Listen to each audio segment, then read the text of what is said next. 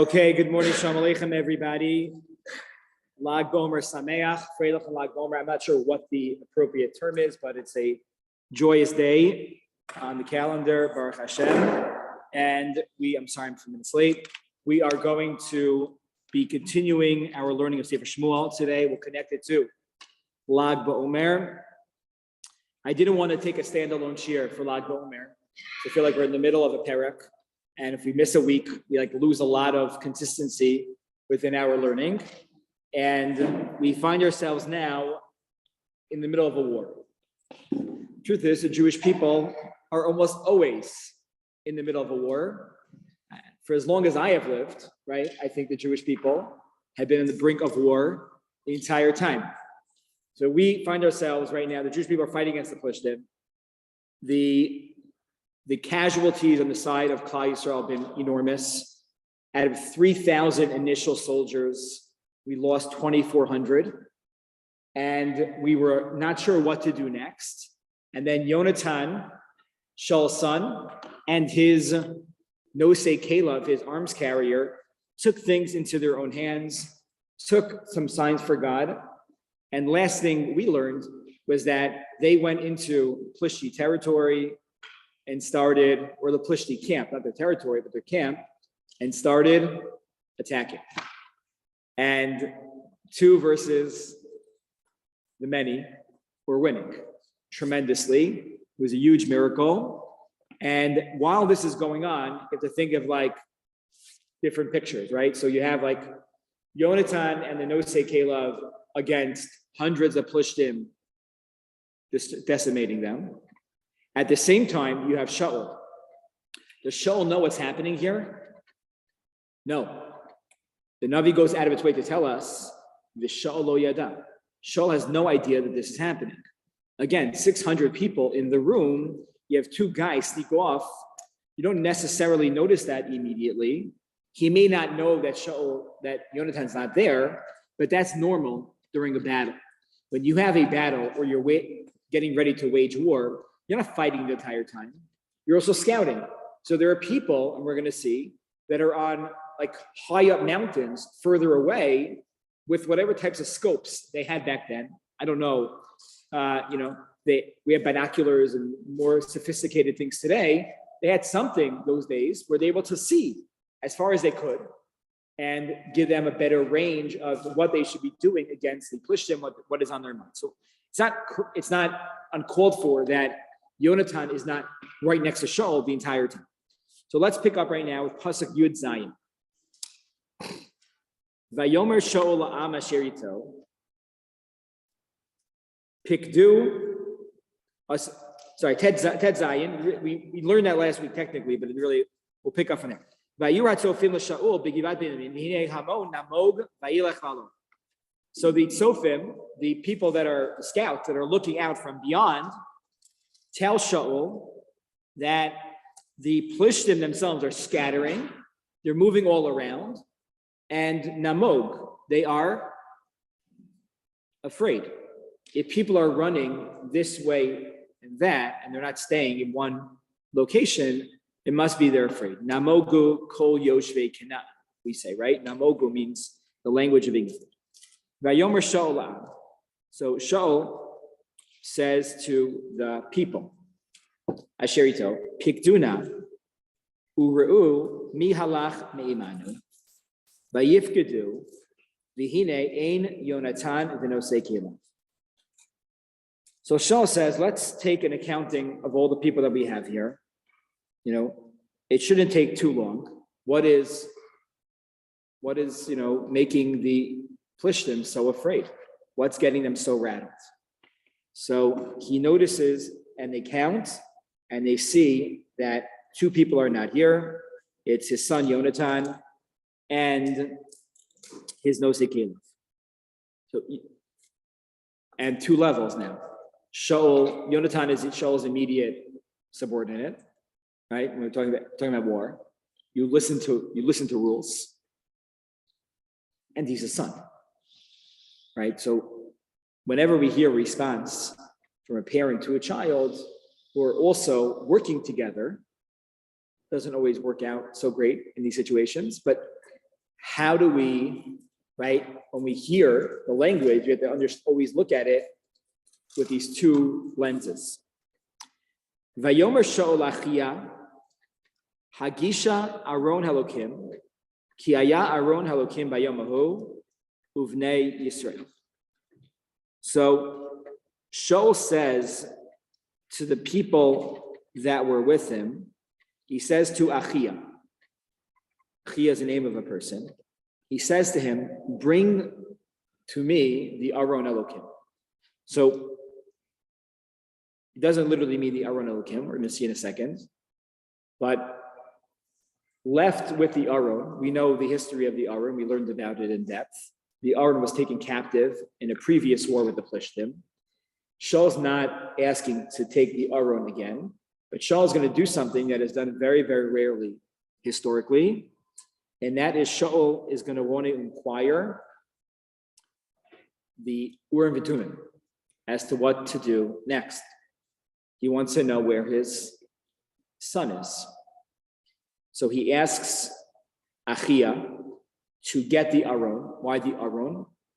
With the Aron was left very privately. It wasn't, the Mishkan was destroyed, so we don't have that anymore. So what he does is, he says, bring me the thing, the item that is with the Aron Elokim. Vayhi adi ber Shaul ala Kohen, vehehamon asher b'machane Plishtim, vayelech haloch varov, vayomer Shaul el HaKohen es sof yadecha. So Shaul, right, and Shaul, as he's speaking to the Kohen, he notices that the Plishti camp is getting louder and louder and louder, right? So he told the Kohen, forget about it, don't go.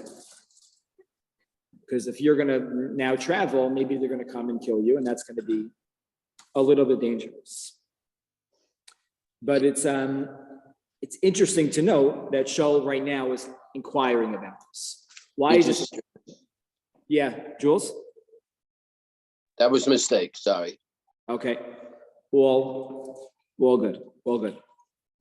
So it's interesting because we don't always, usually when do people ask about the inquire using Urim V'Tumim? Generally, whether you should go to war or not. So Shaul does not use it then.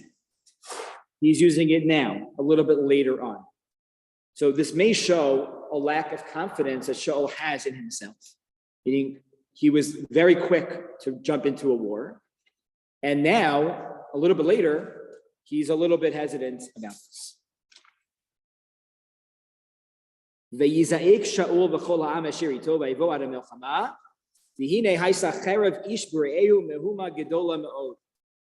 and the entire people enter into this war against the Plishtim, and there's a Mehuma Gedola. The Plishtim, the way Kadosh Baruch Hu did it, was that they were so shocked that it couldn't be that just two people fighting against them. So when they saw two people fight against them, they thought there were hundreds surrounding them. There must have been like a surprise ambush that they didn't see. And what were they doing? The Plishtim were attacking Plishtim. They were so threatened by what was happening that they were killing their own. Va'ivrim hayu Plishtim gets Moshel Shom, asher alu imam b'machanes aviv, v'gam hema lios im Yisrael asher im Shaul v'Yonatan. And the Ivrim, who are the Ivrim? What? The 600. So the pasuk says the Ivrim that were with the Plishtim the other day at Moshel Shom, means 2 days ago, now came back to them. First of all, why were not the Jews or Bnei Yisrael or the Ivrim? It happens to be that several times when the Jewish people throughout Tanakh, whenever we're in war, we're very often referred to as the Ivrim. The first time Avraham is called the Ivri is in the middle of the war of the 4 kings versus the 5 kings. Now that's very interesting language. In Ivri, that moniker of the Jew refers to the notion that we are on one side and we are fundamentally different than everybody else. Our rules of engagement, the way we go about ourselves is very, very different than the rest of the world. And Rabbi Nebenzahl writes, Nebenzahl is the chief rabbi of the old city of Yerushalayim. Rabbi Nebenzahl writes in Parshas Lech Lecha something so beautiful. He writes that it's specifically in war where you see the differences between how we fight a war and how everybody else fights a war. We don't put children in front of us, right? We warn the civilians of other countries before we maybe drop a bomb. So you see, right, what's highlighted most notably, our morality and our ethics is highlighted most or in the middle of a war. Whereas maybe other countries, there's no rules anymore. We still hold to a higher standard. So the Ivrim weren't there, now they're back. The Jewish people, even these 3,000 men, who now are 600, almost all of them lost confidence in Shaul. So while Shaul was trying to gather the men together, they all were gone. They all left. And now they're almost back. Now they came back. They saw that we're doing well, they came back. V'chol ish Yisrael, hamischabim b'har Ephraim shamu ki nasu plishtim v'yitbaku v'kam hema achareim b'melchama. Some of these guys were hiding in caves. So they heard what was going on. They saw what was going on. They peeked out their head and they started coming back and fighting against the Plishtim. Vayosha Hashem bayomahu es Yisrael. Right? That's a language that we say every single day. Vayosha Hashem bayomahu es Yisrael. It must be a language that connotes not just that Hashem saved them, but Hashem saved us in a miraculous fashion. Lo kederech hateva. V'melchama avra ad beis aven. And this battle passed by a place called Beis Aven. V'ish Yisrael nigash bayomahu. Vayoel Shaul es am le'mor. Arur ha'ish asher yochal lechem ad ha'erev.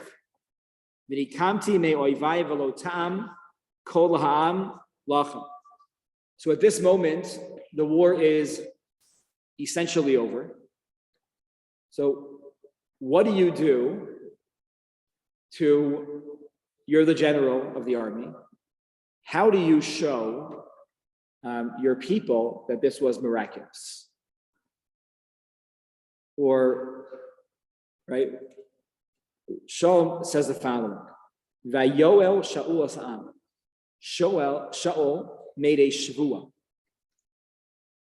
on the nation, on these people. Arur ha'ish. Cursed is the person that eats bread until nightfall. V'nikamti me'oivai v'lotam kol ha'am lechem. Right? The people just finished the battle. And he says to them, you're not allowed to eat. Now it's unclear. It's a machlokes rishonim amongst the mefarshim. What does it mean they can't eat? Does it mean they literally can't eat? The Radak says, Shum Maicha. When Navi says lechem, Radak says they can't eat any food. Ki lechem kolel kol Maicha. The example of food in the Torah is always bread. But bread really means everything. They can't eat at all. The Malbim has different interpretation. V'yeshvar shelo gazer rak achilas lechem. They're allowed to snack, but they can't eat a whole meal. They can have some fruits. This is to show that they are, avenging their enemies.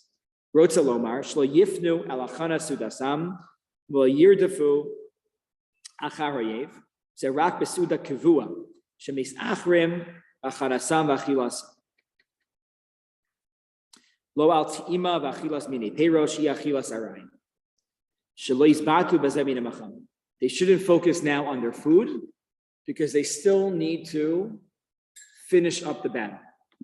So they're not finished yet. There's always a few different things that their eyes cross expertise with the battle. So they're not finished yet. So they can't yet eat a full meal, but they can have snacks.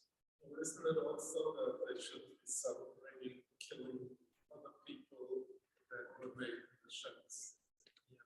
So that's how you interpret the words. The lo yinakim, right? What the pasuk is, v'nikamti me'evai v'lo ta'am kol ha'am lach. Saying people died. So people died. So that's what that's the reason here. That's not what the Malbim takes the approach that it's not about them. We need to still finish this battle, and we can't do this. No, good idea, bad idea. You think it's a good idea? Why?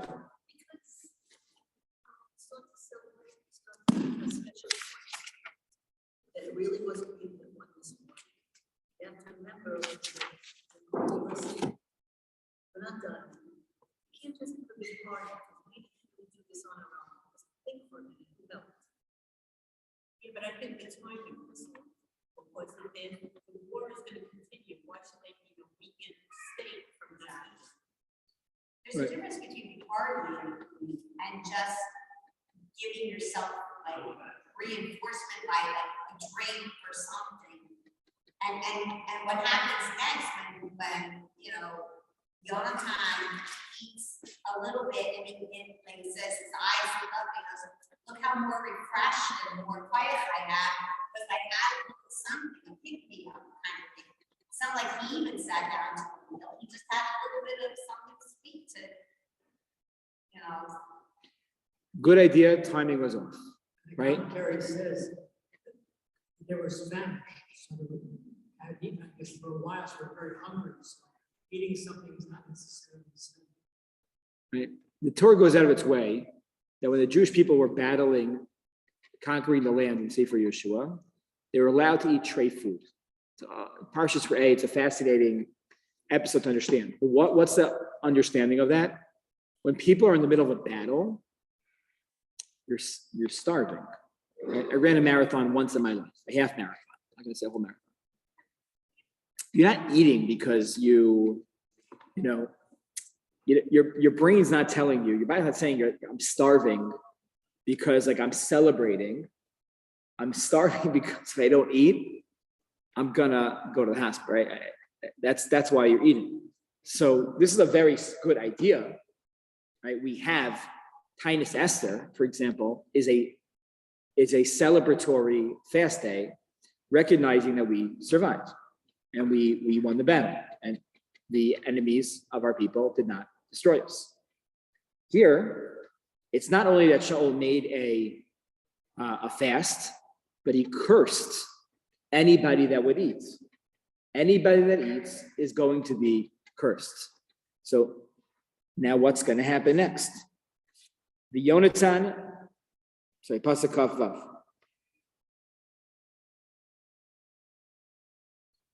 No. So this is V'chol haaretz Chafei Ba'u Bayar V'hinei Dvash Al Pnei Asan. They all go. They're traveling now, and they end up in the forest, in the Ya'ar, and there is honey there. There are a lot of literally bee honey, and they see the honey. Vayavo'u ha'am el haya'ar. V'hinei helech dvash v'ein masig yado al piv ki arei ha'am es hashvua. There is honey there. Nobody wants to see the honey because they're starving, but they're also afraid. V'yonatan lo shama v'hashbiya aviv es ha'am. Yonatan didn't know. He didn't hear the shvua from his father. Vayishlach es kitzei hamateh asher biyado. He took the staff in his hand. He stuck it into the honey. Vayitbol osa biyaros dvash. Vayashev yado el piv vataorna einav. Right? He ate it. Vataorna einav means that his eyes lit up, like from or. His eyes lit up. Why did his eyes light up? Because quite literally, he was starving. Metzudas David's right. He chashku ba'avur ravon. He was starving. When people are that famished, right, you can't see anymore. You're seeing stars. It's dark. And he's able to eat, and it brought him back to life. One guy, he's always that one guy. You know what your father did? Your father's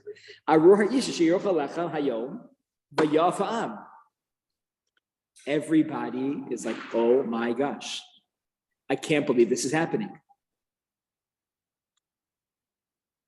Vayomer Yonatan achar avi es haaretz.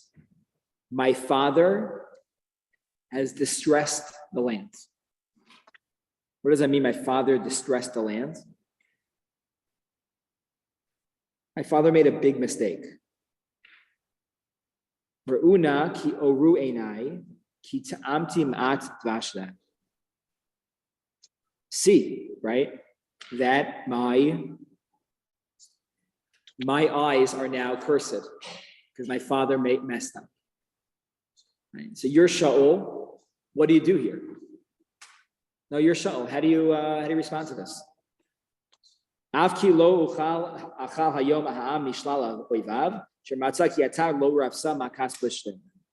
It's enough. My father could have said, don't enjoy the spoils. That would have been enough. My father didn't go just say that. That's something we have a lot of precedent in halacha or in Jewish history for that to happen. Yeshua has done that many times. Moshe Rabbeinu has done that many times. You fight a battle, you win. Don't take the spoils because that's for Hashem. Or that we share with everybody else. But to not allow us to eat, that's worse than fighting against the Plishtim. We're naturally hungry right now. How can you do this? The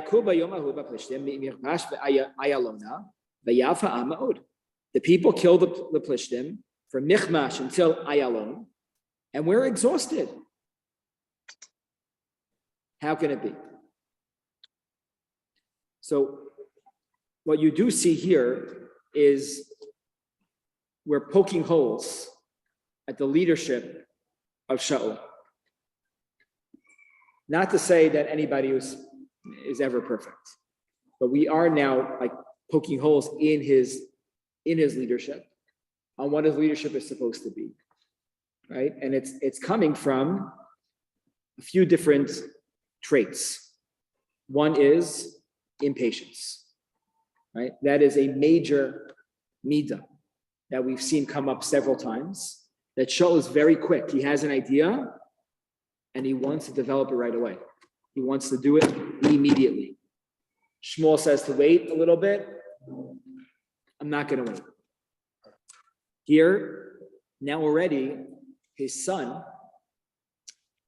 is almost like taking over for him. His son engages in battle. His son takes a risk. And he's the reason why they win this battle, not because of Shaul. Technically, the flashes with the Shalal, wasn't it just happen either? Yes. Yeah, so, if someone wanted to really be mocked on a white on a time of 8, you really didn't need anything from Krishna. This is the hour, there's the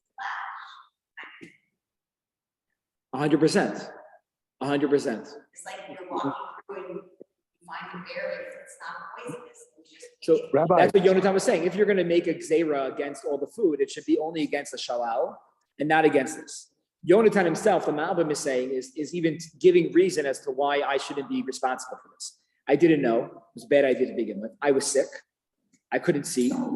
And third, like if the whole point of the soldiers not to be distracted by the shalal, it should be the shalal, not this. Look how strong I got from this dvash. You do see here, right? The relationship between the father and son. And we're going to see this develop even further. And one of the major themes within Sefer Shmuel is the development of relationships between parents and children, also between father-in-laws and son-in-laws, fathers and daughters. It all comes up in our story. At the core of Lag BaOmer, beyond the Zohar, maybe we can never go beyond the Zohar, And Rashbi was something so beautiful. He was in the cave for 7 years, and then another 7 years. The entire time with his son, Elazar. No, he first went into captivity. The reason why he went into captivity, went to hiding, not captivity, he went to hiding, was because there was a shiur going on.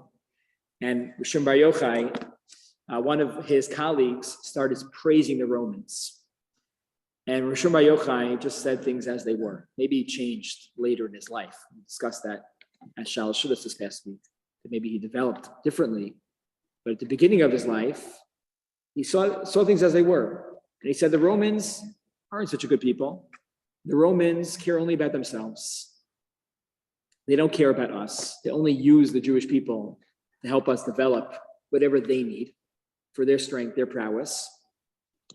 And word spread. And people wanted to take Rishon Bar Yochai into captivity. He didn't go alone. You know where he hid first? Before the cave? He hid in the base medrash. The Romans wouldn't dare to go into the base medrash. I don't think that's true today. But he went with his son. It's a very powerful statement there. You want to go into captivity, right? He went with his son. Eventually they hid in the cave because they're afraid that they're going to torture his wife. So he couldn't tell his wife where he went. This way she'd have plausible deniability and she would never get in trouble. So they went into the cave and they stayed there. And they had a chavrusa for 7 straight years. It's a very powerful statement. Rishon Bar Yochai is the author of many Ma'amari Chazal. One of them that he says, it's like a Machlokes, the Gemara, I think Masech Shabbos. One opinion is that theoretically the Torah can be forgotten at one point. Rashbi says, absolutely not. That would never happen. Ki lo tishachach mipi zaro. The Torah will never be forgotten. The truth is, the Torah will never be forgotten because look at him. He dedicated his life not to go alone. He spoke to this on his own, or to go on these trips alone, learn alone. He went with his children, right? He was dedicated to ensuring the Torah would be perpetuated to the next generation. If he went on his own, he didn't know he's going to leave the cave. It could be the Romans were going to kill all the Jewish people, destroy all the Sifrei Torah. Who knows? They were crazy. They were, out for blood against the Torah. He didn't know. So he dafka took his son in and said, I'm not an island. I can't do this alone. It has to be with me and you. Right? And that's the haftacha. The haftacha is if we're dedicated to the next generation. Rabbi. And the Torah will be perpetuated. Yes. So with your permission, a different Lag BaOmer I see coming is Rabbi Akiva and his father-in-law, right? His father-in-law made a nether, right? I'm going to disown my daughter. And Rabbi Akiva went and learned for 12 years, came back and didn't eat the food and went back for 12 years. Yeah. It's not a tired soldier. Interesting. No, but they were able to eat food. They couldn't benefit from his property. Okay, that's an interesting thought. No, but I'm saying he didn't take a break in the learning. He learned for 12 years. He came back to his wife. His wife said, go learn for another 12 years. He never had a meal. Actually, he never spoke to his wife. Never said He hello. heard his wife say it, so Right. he turned around without even stopping. Right. Didn't. Okay. Yeah. Okay. Have a great day, everybody. Thank you.